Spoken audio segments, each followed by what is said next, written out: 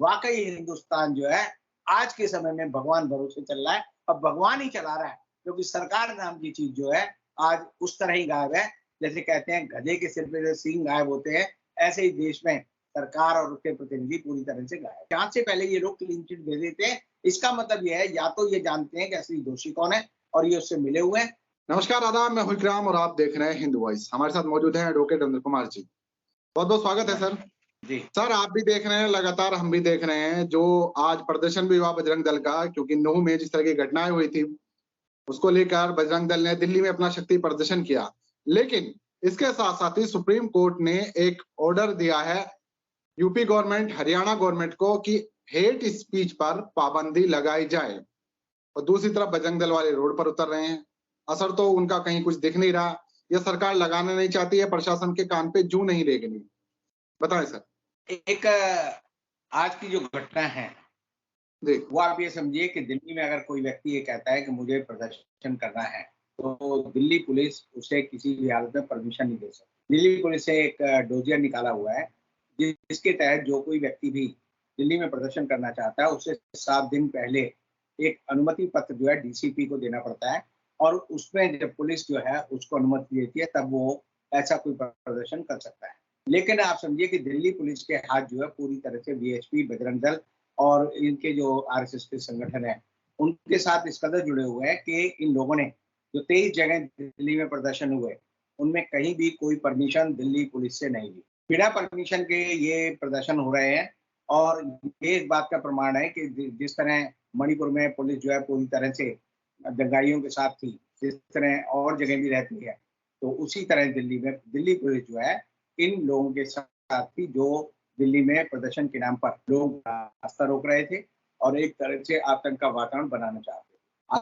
आज सुबह supreme court में एक रिट पिटीशन लगाई गई और उसकी जब मेंशनिंग की गई तो मेंशनिंग में एक आ गया कि दिल्ली में और हरियाणा में और यूपी में जो पिछले दिनों दंगे और तनाव हो रहे हैं उस पर केंद्र सरकार कदम उठाए। तो उसको जो है मेंशनिंग के बाद ही जो है सुप्रीम कोर्ट के चीफ जस्टिस को कहा गया कि वो इस पर अपनी टिप्पणी दें, और जब 2 बजे सुप्रीम कोर्ट की 5 जजों की बेंच धारा अनुच्छेद 370 जो कि जम्मू कश्मीर में वहाँ पर जो संवैधानिक अनुच्छेद को हटाया गया था तो उसकी बहस सुन रही थी, तब वो चीफ जस्टिस के सामने ये बात मेंशन हुई और तब chief justice of India D Y Chandrachud ने ये तय किया कि वो इस मामले को देखेंगे।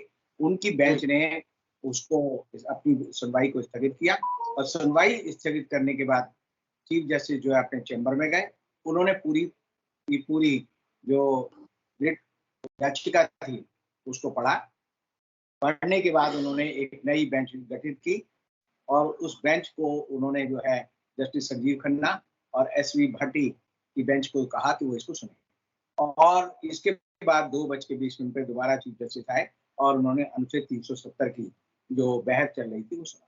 जब नई बेंच बनी जो जस्टिस संजीव खन्ना और एसवी भाटी की बेंच थी उसने इस मामले में त्वरित कार्रवाई की और उन्होंने दिल्ली, हरियाणा और उत्तर प्रदेश सरकार को कहा कि वो इस याचिका पर जवाब दें और अपने इलाके में वो जो है शांति व्यवस्था को बहाल रखने के लिए जो भी हेट स्पीच है, जो भी एक दूसरे को भड़काऊ और घृणात्मक जो भाषण दिए जाते हैं, नफरती भाषण दिए जाते हैं, उन पर तुरंत केस दर्ज करें। और यही नहीं बल्कि उन्होंने ये भी कहा कि आपको पूरी की पूरी जो प्रदर्शन हो रहे हैं, रैली हो रही है, इनकी जो है पूरी की पूरी वीडियो रिकॉर्डिंग करनी है, हर घटना की रिकॉर्डिंग करनी है, हर बात की रिकॉर्डिंग करनी है। तो एक तरह से उन्होंने दिल्ली पुलिस के हाथ बांध दिए और दिल्ली पुलिस जो अब तक एक तरह से केंद्र सरकार के अंतर्गत काम करती है और वो वीएचपी और बजरंग दल के इन कार्यकर्ताओं को हर तरह की छूट दे रही थी, उसके हाथ बांध दिए। सुबह जब मैं उठा तो मैंने देखा कि अचानक एक ब्रेकिंग न्यूज फ्लैश हुई और फ्लैश ये हुई कि चूंकि मैं लक्ष्मी नगर में रहता हूँ और ये बताया गया कि विकास मार्ग के रास्ते को आप अवॉइड करें क्योंकि वहां पर जो है प्रदर्शन हो रहा है, निर्माण भी यहाँ पे प्रदर्शन हो रहा है और इसलिए जो है कितने लोगों को परेशानी हुई होगी। दिल्ली में ऐसी 23 लोकेशन है जहाँ पर कि वीएचपी के लोगों ने कहा कि हम प्रदर्शन कर रहे हैं। उन्होंने एक टेबुलेशन भी जारी की है कि कहाँ का प्रदर्शन होंगे, कहीं 7 बजे शुरू होगा, कभी 9 बजे शुरू होगा और किसी प्रदर्शन ने लिखा कि प्रदर्शन खत्म होने का टाइम कितना है। तो इसका मतलब यह है कि पूरी दिल्ली को इन्होंने हॉस्टेज बना रखा है और ये समझते हैं कि जब मन मर्जी चाहे वो अपनी बात को कर सकते हैं। आपकी बात बिल्कुल ठीक है कि दिल्ली में इनके प्रदर्शन का कोई असर कहीं नजर नहीं आया, कहीं भी कोई नजर नहीं आया, सिवाय दिल्ली पुलिस अगर इनको सहयोग दे रही है। इस वजह से सड़कें दिल्ली पुलिस ने बंद की हैं, ना कि प्रदर्शनकारी अपने इस मकसद में कामयाब हुए। अब आप एक बात समझ लीजिए कि मणिपुर में जो आग लगी, वो आग जो है अब धीरे-धीरे फैलकर पूरे उत्तर भारत में फैलाई जा रही है, और उत्तर भारत में फैलाने के पीछे इनका मकसद यही है कि 2000 के चुनाव तक, 2024 के चुनाव तक, लोकसभा चुनाव तक ये बार-बार ये कहेंगे कि हिंदू मुस्लिम फसाद हो रहे हैं, ताकि हिंदू वोटर जो है रिटेलिएशन में भारतीय जनता पार्टी के लोगों को वोट दें। आप जो दूसरी घटना है वो ये बड़ी इंपॉर्टेंट हुई आज कि कल लोकसभा अध्यक्ष ने कहा कि मैं पूरी की पूरी सदन में जो कार्रवाई चल रही है उनसे बड़ा परेशान हूँ, त्रस्त हूँ, और मैं भी लोकसभा की अपनी सीट पर बैठने का, ना बैठने का फैसला करूँ। तो आप देखिए, पहले मोदी जी ने कहा कि मैं लोकसभा का और राज्यसभा का बहिष्कार कर रहा हूँ। अब जो है स्पीकर भी कह रहे हैं मैं भी बहिष्कार कर रहा हूँ। कल को हो सकता है कि हमारे जो उपराष्ट्रपति हैं, जो कि राज्यसभा के सभापति हैं, वो भी कह सकते हैं मैं भी बहिष्कार कर रहा हूँ। तो ये उल्टी बात है कि आप जो बहिष्कार कर रही है, देश कैसे चलेगा? देश चलाना ही नहीं ना इन्हें। अगर देश चलाने की मंशा हो, देश चलाना आता हो, ये तो ऐसे ही पायलट कहे जी काम रोको, जो प्रस्ताव है वो किसकी तरफ से आता है कि काम रोको। ये तो सरकार ही कह रही है हम निकम्मे, हम जाहिल हैं, हम काम नहीं कर सकते, हम तो काम करेंगे ही नहीं। तो आप समझिए कि ये लोग जो है लोकतंत्र में इनकी की आस्था नहीं है, ना विश्वास है, और ये ऐसे से बात करें। कभी पूरी दुनिया में कहीं आपने सुना है कि किसी भी सभा का जो सभापति है, कल को राष्ट्रपति कहते जी मैं जो है 26 जनवरी की जो परेड है उसमें सलामी नहीं लूंगी, मोदी जी कहते हैं मैं 15 अगस्त को लाल किले में भाषण नहीं दूंगा। तो इस देश को इन्होंने मजाक बना रखा है। मजाक इस सेंस में बना रखा है कि इन्हें अपना काम करना नहीं आता।